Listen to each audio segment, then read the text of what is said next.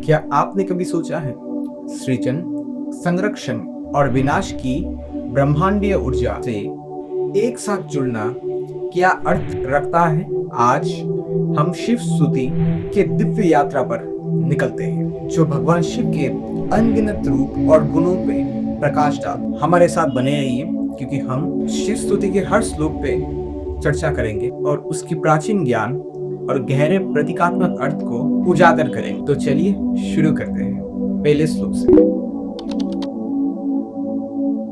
आशुतोष शांक शेखर चंद्रमौलि चिदंबरा, यानी इस पहले श्लोक में भगवान शिव को आशुतोष कह के संबोधित किया जा रहा है।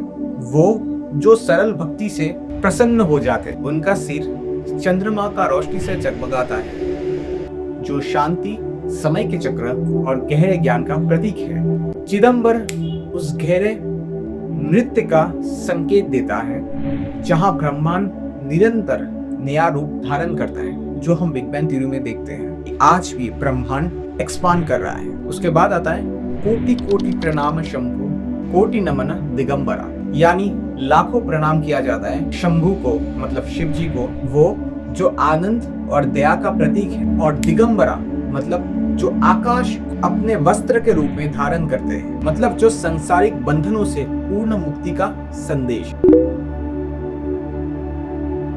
निर्विकार ओमकार अविनाशी तुम ही देवादिदेव, यानी शिव को निर्विकार कहा जा रहा है। वो जो कभी परिवर्तित नहीं होता, बिना कोई विकार के। वो ओम का स्वर है, जो मूल नाद, ओम जो फंडामेंटल साउंड है पूरा ब्रह्मांड का, उसे ओम कहा जा रहा है, जिससे पूरा ब्रह्मांड और पूरा सृष्टि का उत्पत्ति होता है। और अविनाशी मतलब जिनका कभी नाश नहीं हो सकता। जगत सर्जक प्रलय करता शिवम सत्यम सुंदरा, इस पद में शिव जी को जगत का सर्जक और प्रलय करता दोनों ही बताया गया है। और शिवम सत्यम सुंदरा मतलब शिव ही सत्य है और वही सत्य सुंदर है।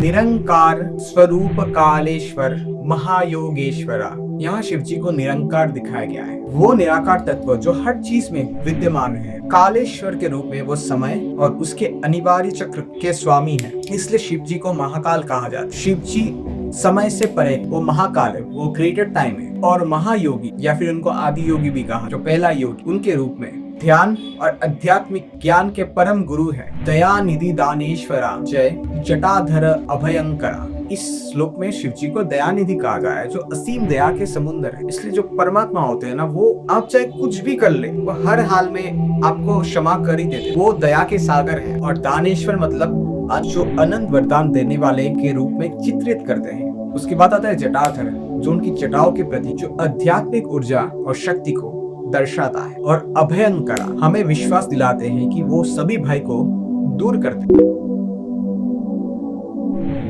शूल पानी त्रिशूल धारी अघोरी बागंबरी, इस श्लोक में शिव जी अपने त्रिशूल को धारण करते हैं, जो सृजन, संरक्षण और विनाश के प्रतीक है। शूल पानी उनकी अंधकार को नष्ट करने की तत्परता को दर्शाता, जबकि अघोरी और बागंबरी उनके उग्र तपस्वी स्वरूप की झलक देता है, जो शक्ति के प्रतीक है। के बाद आता है जय महेश त्रिलोचनाय विश्वनाथ विशंबरा, यहाँ हम शिव जी को महेश यानी महान देवता और त्रिलोचन यानी तीनों नेत्रों वाले ज्योतिवान दर्शक के रूप में सम्मानित करते हैं, जो माया के आवरण को चीरकर सच्चाई को प्रकट करते हैं। विश्वनाथ और विशंबरा के रूप में वो न केवल सृष्टि के स्वामी है, बल्कि उसे निरंतर बनाए भी रखते हैं।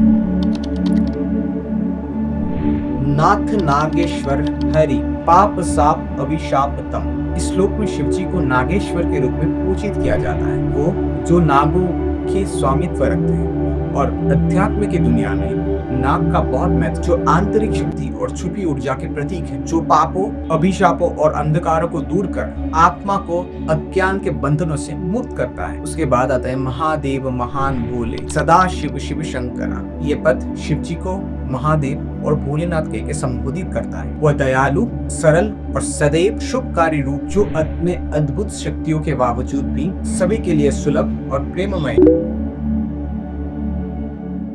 जगतपति अनुरक्ति भक्ति सदैव तेरे चरणों को, इस भावपूर्ण प्रार्थना में भक्त शिव के चरणों में पूर्ण समर्पण करता है, उन्हें जगतपति कहकर संबोधित करता है, जो संपूर्ण सृष्टि के स्वामी है। और ये प्रार्थना अनंत भक्ति और शरणागति का संदेश है। क्षमा हो अपराध सब जय जयति जगदीश्वरा। यहाँ भक्त अपने सभी अपराधों के लिए क्षमा मांगता है। जय जयति जगदीश्वरा मतलब शिव जी की दया और उनकी कृपा में अटूट विश्वास को दर्शाता है। जन्म जीवन जगत का संताप ताप मिटे सभी, ये श्लोक उस आशा को प्रकट करता है कि जन्म जीवन और जगत के सभी कष्ट शिव जी के दया कृपा से दूर हो सकता है। ये वादा करता है कि हर कठिनाई उनके दयालु रूप से कम हो जाता है। ओम नमः शिवाय शंभु जपता रहे पंचाक्षर। और अंत में हम ओम नमः शिवाय के महामंत्र तक पहुंचते हैं, जो 5 अक्षरीय रत्न हमारे मन और आत्मा को ब्रह्मांडीय ताल में जोड़ता है, प्रकृति से जोड़ता है, जो हमें आंतरिक शांति और मोक्ष की ओर ले जाता है। अब जब हमने शिव स्तुति के प्रत्येक श्लोक को देख लिया है और उसके गहरे प्रतीकात्मक अर्थ को समझ लिया, मैं आशा करता हूँ कि आपने इस चीज को समझा और आप इसका जो अर्थ है इसको समझ के अपने जीवन में उतारेंगे और उस गहरे शिव शक्ति को महसूस करेंगे अपने अंदर। अगर ये वीडियो आपने अब तक देखा और आपको ये अच्छा लगा तो आप जरूर इस वीडियो को लाइक और शेयर करें और सब्सक्राइब करना बिल्कुल ना भूलें, ताकि ये ज्यादा से ज्यादा लोग तक पहुंचे और लोग इस खूबसूरत पॉजिटिव चीज को अपने जीवन में उतार सकें, ताकि ये दुनिया और भी ज्यादा खूबसूरत हो, है ना। नमस्कार।